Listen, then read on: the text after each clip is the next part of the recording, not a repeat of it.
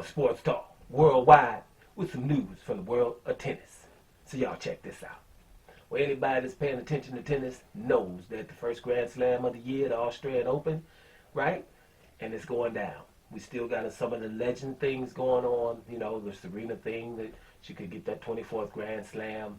You know, we have, you know, the GOATs playing, albeit Rafael Nadal has been knocked out in the quarterfinals, right? But Tsitsipas came back. Matter of fact, Tsitsipas came back from 2 sets down, which hasn't happened to Nadal in the Grand Slam, but probably twice or something. I think Federer and one other guy.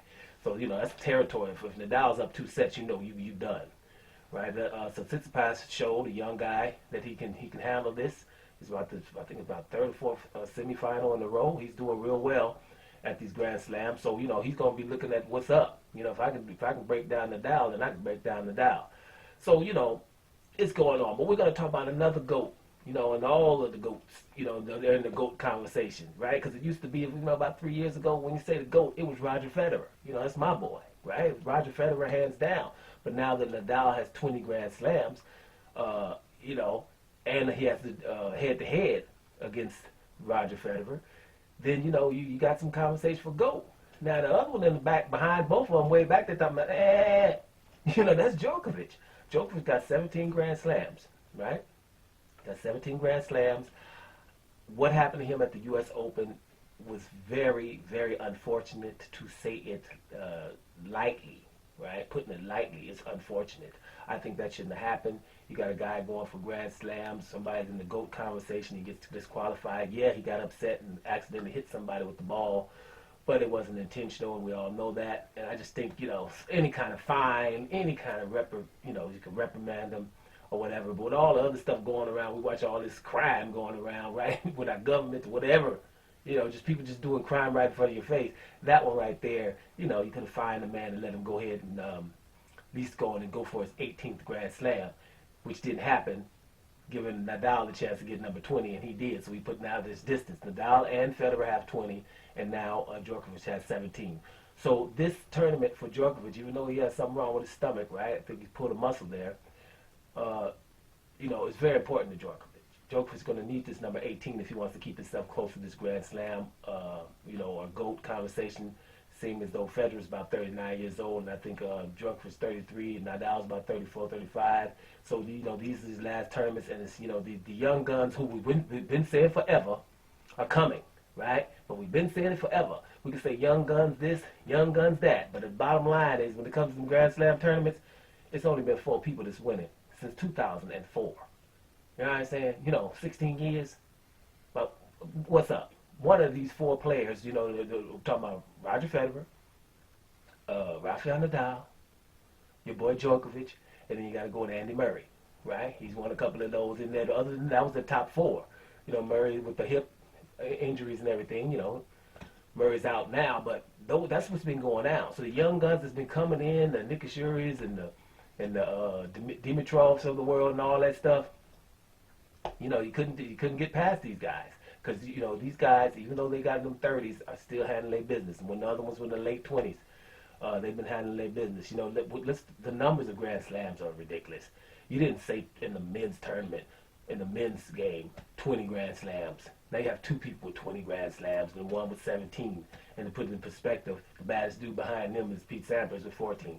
So it's you know, these guys are just extraordinary. That's why I've always said, if you're into tennis, you're supposed to be watching these guys. It's legendary every time, right? But, you know, I'm checking out the sport. I'm looking at, you know, how all sport right now is a little bit hampered, you know, with the COVID thing, right? So, you know, it's no fans out there. It's a little bit different. People are going to probably have to be doing things in their training. It's a lot of inconveniences for everyone involved. And I've seen, you know, if you look at the NBA in America, you know, Lakers won the title. They put them all in the bubble in Orlando.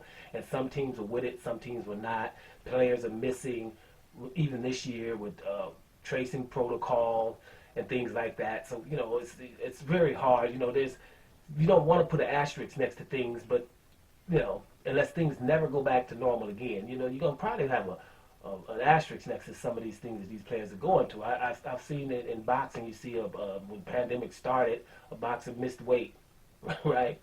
You can't go get a haircut. You're expecting a boxer, to go how we gonna stay fit and stay on weight, right? At the beginning of the pandemic, when they told everybody to stay at home and stuff wasn't open, right?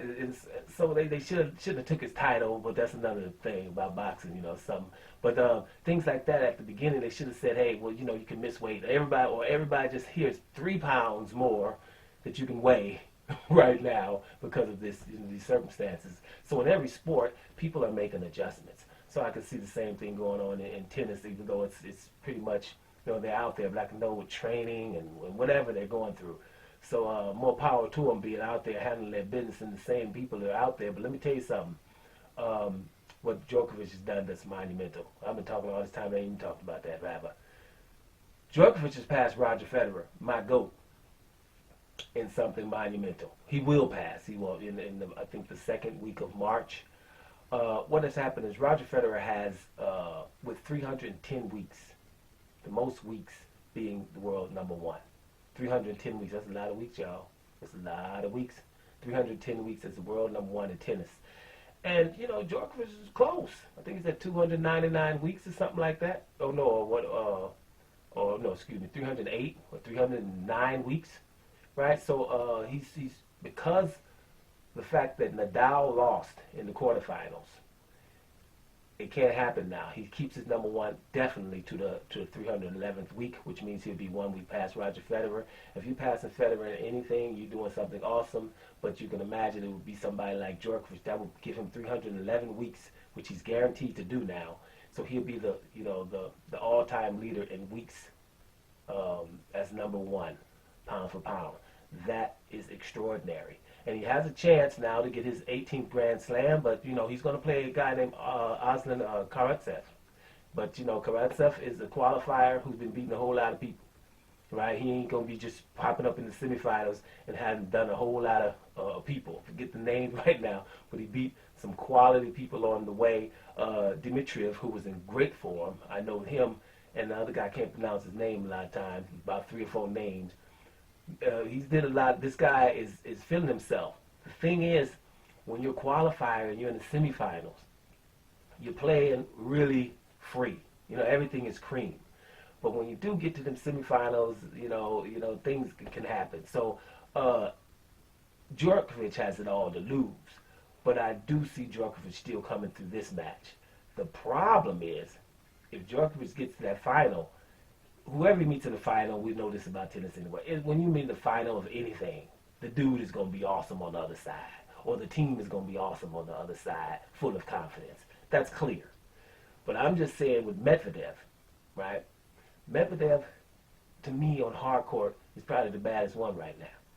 Medvedev is really, on the streak here, and the dude has been playing good for, a good period of time now, about 2 years. He's playing real good, constant tennis. It's about time for him to make that Grand Slam jump.